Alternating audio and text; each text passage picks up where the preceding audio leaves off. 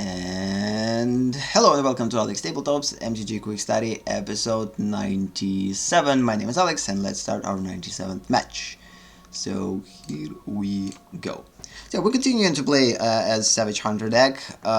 This is probably gonna be our last match as a Savage Hunter deck. Again, mostly for now I'm sticking to playing 4 matches with each deck. Some of them are going to be winning matches, some of them are going to be losing matches. So yeah, quick reminder that MTG Quick Study is a series of 1-match episodes that focuses on learning from my own matches by watching and trying to analyze them, which is exactly what we're trying to do. The analytical part is mostly casual. We're not trying to go, because through analysis super deep. It all depends on my overall state of mind at the point of recording. Sometimes I will go through a little bit more deeper analysis, sometimes it's not, and I'm just basically will try to talk about things while match is progressing. So again, nothing super crazy, no pressure at all, just having fun and trying to learn things while doing so. So again, we're playing as RPG versus Caruso, again playing as the deck that focuses on sacrificing in a brawl format. Each brawl deck is pre-constructed. We have a commander as around which the deck is built, and the colors that this commander represent also restricts the colors that we can put in our decks personally, which is basically called a color identity in this particular instance. So we're playing against the mana deck, or at least that I'm calling it a mana deck. So this deck that we are playing as, again, focuses on sacrificing, and the deck that we're playing against sacrifices on basically mana ramp. I guess it's more like a mana ramp deck. The whole point of this deck is to get as much mana as possible, play commander, which basically allows each time that opponent plays a creature trigger its ability, and once this ability is triggered, opponent will be able to get even more mana, and then opponent will get to the point of playing big spells, like big game changers that basically could ideally win the game. So the whole point of the opponent's, I guess, strategy is to get as much mana as possible and utilize the strategy as quick as possible. Of course, this deck is not just straightforward. It has cards that could balance things. It's not considered purely around mana gain. Basically just also slowing down the opponent in order to get this mana gain. But still, it's more straightforward than you would think so. And from all of these 4 decks that we're going to test, out of them we already tested probably only 2 of them, 2 left. So the first 4 matches we played as knights. These 4 matches, including this one, basically the 4th one, we're playing as so-called sacrificing decks, I would call them, savage thing. Next 4 matches are gonna be probably with we're gonna play in as mana deck, the one that we're playing against, another 4 matches with that deck, and then last 4 matches with decks specialized on flying, which is basically fairies. And after that, oh snap! And after that, of course, we will get back to the regular MTG Quick Study kind of part of the sessions, where I will play with my 80 card decks, and basically that's it, and analyze those matches.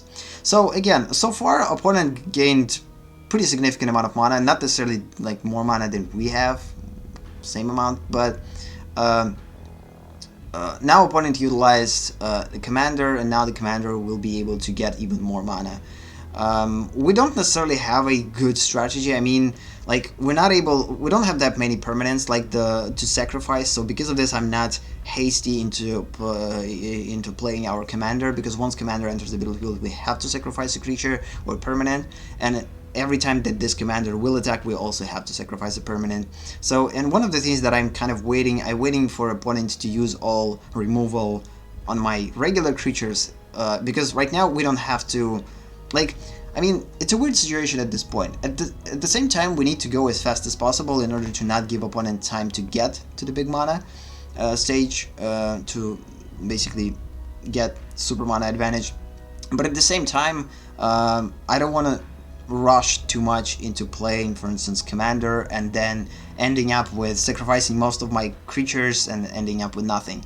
So this is one of the reasons why I'm not attacking, because at this point it just doesn't seem right. Although we could push, of course, but again, I'm waiting. And one of the things that I'm waiting for a triggered ability to basically use Finality that I have in my hand, kill all of my creatures that I have in my possession, and including opponent's creatures, saving only one of them, and then basically triggering all of their abilities, which opponent is not going to make easier by killing one of our creatures that actually work with triggers of such kind. So hopefully, hopefully this match is gonna be a super cool match in terms of utilizing this awesome strategy of basically waiting till a perfect time. Oh snap, this is it. I mean, putting this here, or Conrad, the Grim is basically a super sick. This card is again from new set, which will come to Magic Arena at the end of the month, in the end of the September. So having this card in play and then utilizing the Finality, we actually could deal so much damage to the opponent that it's just basically crazy. We also could use its activated ability. No, what I'm doing? No! No, no, no, no, no, no, no, no, no. Don't get hasty. Like, I don't believe that opponent will have enough removal to actually get rid of most of those cards. So at this point, opponent can't attack me because it just kind of seems pointless. I also can't attack opponent. I'm mostly focusing on building as many creatures as possible to basically create a passive trigger for them to drain as much life as possible or to deal as much damage as possible to the opponent in a passive way by sacrificing all of our creatures and also killing the opponent's creatures. So ideally, what I'm planning at this point is to use Finality to kill all of the creatures on the battlefield, saving only one of them, which is again is going to be probably Conrad, because he's the bigger creature. And after that, so again, as you see, each creature that opponents basically puts on the battlefield triggers its ability, draw a card, and you may play a land card from your hand onto the battlefield, which is kind of, again, makes things much more quicker. So now opponent starts to utilize this mana ramp strategy much more actively than before. Before that, opponent probably would play more reactive game than proactive. So now it's probably time to play proactively because there's nothing to react to actually at this point, because and the thing that I'm thinking is at this point, come on, plant more creatures, please. The more creatures there's gonna be in play, the better the effect is gonna be, because can you imagine playing Finality this turn, my next turn, and basically killing 1, 2, 3, 4, 5, 6, 7, 8, 9, 10, 11 creatures, and basically, yeah, it's gonna be sick. So it's gonna deal 11, at least 11 damage to the opponent, and considering the fact that we also have a couple of triggered devils, and we also will do even more. So here, since I know that most of my creatures will die next turn, I decided to use it to kill Uncool Artifact and deal excessive damage, because most of the creatures will die regardless next turn. So again, here I have multiple choices. I could actually use Finality right now, or play the Mammoth first and use Finality next turn. No, I decided to actually go with Massive Removal right now. So yeah, we're putting, of course, +1 counter on one creature, and the rest of the creatures will die. No one will survive. So it's going to be quite a lot of triggered effects in here. So most of the effects are triggered by Seer Conrad. Again, we're going to deal quite a lot of damage. Unfortunately, we didn't necessarily nothing was triggered by the demon that I thought so, because demon only triggered if you sacrifice a creature. We didn't sacrifice anything. So now we have a pretty big creature that if opponent doesn't have removal for, we actually have a pretty cool strategy. And even if not, no matter what opponent will put in play, it's just going to kind of slow down the game. It's not necessarily like, I wouldn't say that we're 100% is going to win this game, but if we're going to focus on putting something to defend ourselves against 8/8 if opponent decides to attack, and also we will have something that will continue to constantly trigger our Conrad's ability, we slowly will drain life from the opponent. So of course attacking is not a good thing, because the opponent put a pretty decent defender.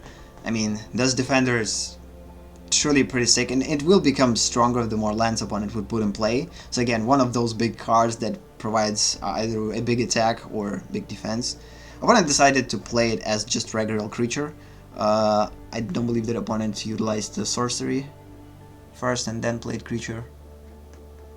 I might miss something. So this is not good. So at this point, this is actually kind of the worst case scenario at this point, because this vehicle now will be able to provide, like, create a lot of flyers that we're not going to be able to block that much. So at this point, I'm starting to worry that no, utilize ability, yeah. No, did I? Why would I don't know why I didn't utilize the ability of 7/6, because I need to do this in order to create additional triggers. I probably missed it. I don't know. So here, of course, we're not going to be able to play Mammoth, because it's not going to be enough, strong enough to kill 9/9. So because of this, it's better to actually play this. At least that way we could do something. And also, the thing is, I can't block with, I can't attack with our king. So this is the place where I decided not to attack, although I could. So here, it is 5/5. If I will attack, I will sacrifice a permanent, which is of course going to be land, and it will become stronger. It will become 6/6, and ideally we could deal the actual 6 damage, because this 5/5 is not going to be enough. So this was probably a first mistake that I did, not the first but second that I noticed that I did. I could actually attack with 5/5, and then this 5/5 would become 6/6, and 5/5 with first strike wouldn't be a problem. Our opponent would probably just skip this damage or sacrifice 5/5 vehicle. But I kind of gave opponent a chance, so to say, unwillingly, by making this mistake, to actually now attack. So now I'm in worst situation, and now I understand this, because now I'm not going to be able to block 5/5, because I don't want to lose Conrad. So now I need to skip damage, and by skipping damage, it also will create 2 flying angels that one of them I will block, but still, now I understand, like, how huge of a mistake I made. So, and probably at this point, I will decide to utilize Conrad ability by basically paying 2 and putting the top card area on the graveyard from... No, I'm still not doing this. I don't know why I'm not doing this. This is something that I probably should do like 2 turns in a row. Maybe I'm too cautious. Maybe I don't want to lose cards from the graveyard. I don't know. I don't know what I'm thinking. So, hopefully I'm not going to lose this match because of my mistakes, because again, it went so well up to a certain point, and then like big cards started to enter the battlefield, which is again means that opponent now utilized its deck strategy. We also utilized our deck strategy. This game is actually so far pretty even, which is the games that I like the most in Magic. So here, of course, the logical way is to either to kill Angel or kill the mana gainer. At this point, will focus more on attack, so I decided to kill an Angel and actually now attack probably with our flyer, which I will think. I don't know, maybe I'm not gonna attack, we'll see. Because again, if I will attack, No, I'm not gonna attack. Staying in defense still. So again, one small mistake of not attacking in early game cost me a potential win at this point. It seems like it will cost me a potential win. But we'll see. Who knows? I mean, it's Magic. You could win the game, you could lose the game in any moment. Stuck. This is not cool. So opponent not kills the creature. The only enchantment that will allow us to gain life. Ugh. Good thing is that next turn we will put the Dryad in play and we will proliferate, which will make our 7/6 and 5/5 stronger, which is a good thing for the block, because now we can't block 5/5 with first strike, but next turn we might actually will be able to block first strike. So opponent continues this strategy, which is actually the perfect strategy for the opponent to pressure us and press us and pressure us and force us to do weird stuff. So again, we have 3 lives. Opponent has 7. Next turn, this is gonna be the end, unless I will come up with something. So now, next turn we actually could survive if opponent decides not to attack, because I truly believe that next turn is the last turn for us. So we'll continue to kill flyers, because this is the only thing that we could do at this point. We don't have flyer blockers, and these are the only problems for us. So if next turn opponent decides to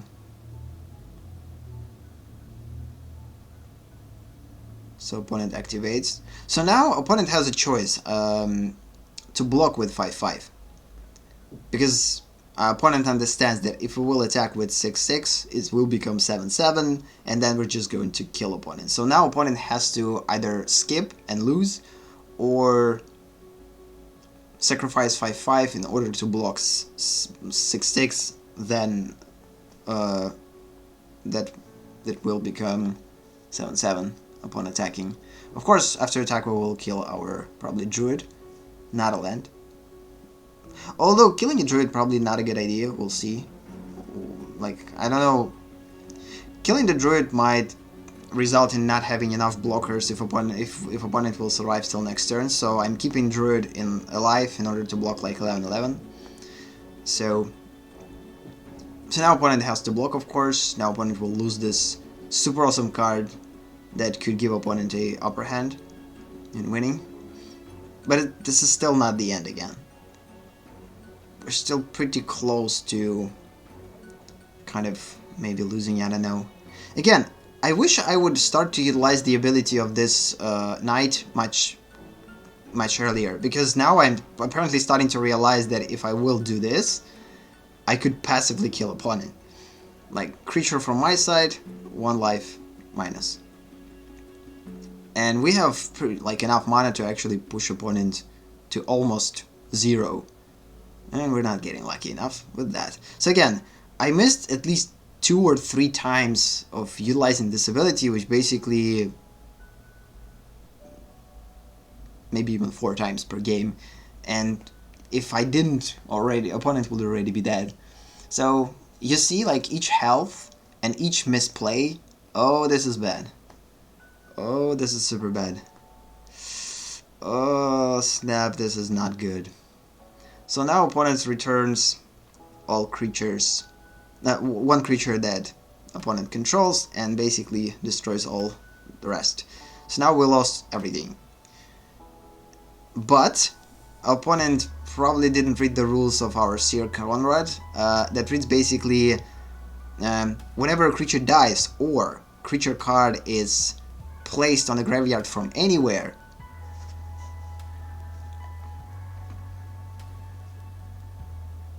it will trigger its ability, which is pretty sick. So basically we won because of the Conrad. Conrad basically continued to trigger this ability, which was actually pretty sick. I don't know if opponent actually misread this thing, or or opponent just basically didn't have another choice. But basically having a Conrad in play triggered the ability of returning cards from... So whenever a card leaves the battlefield, it doesn't matter where the card leaves. It could, like, ideally, I believe it actually leaves the battlefield into a graveyard, or leaves the battlefield in general. I don't know. It basically triggers the Conrad ability, and basically it triggered Conrad ability, and we finished the opponent with basically losing all of our creatures, which is actually pretty cool. It was pretty awesome finish for the game. In the end, we won by having only 3 lives, and it was pretty awesome match, rather long match, but I love these type of matches, and I would try to upload similar to this matches mostly in Magic, in MTG Quick Study, because these are the type of matches that I'm searching for in MTG Quick Study. I don't like simple matches that you not necessarily have time, and quick matches that you don't have time to analyze things. The things are too quick, and this match was actually gave us a time to think, gave us time to reflect on things, and those type of matches I actually value the most. But again, you're not going to play those matches on a constant basis. Like in a week, depending on how much you will play, you will end up by playing at least maybe 1 or 3 or maybe 5 matches like this if you will play a lot. And some of them, of course, you're not gonna record, so they will end up just in your memory as a good experience, but you're not going to be able to put it on YouTube or whatever. So, because this is kind of it. So, yeah. So, I guess this is it for this episode. Thank you for watching. If you like this video, give it a boost. If you want more, subscribe and set the bell note. To be a part of MTG Study live sessions, join our streams here at AleksTabletops. Have a nice day or night, and see you in the next episode. Bye.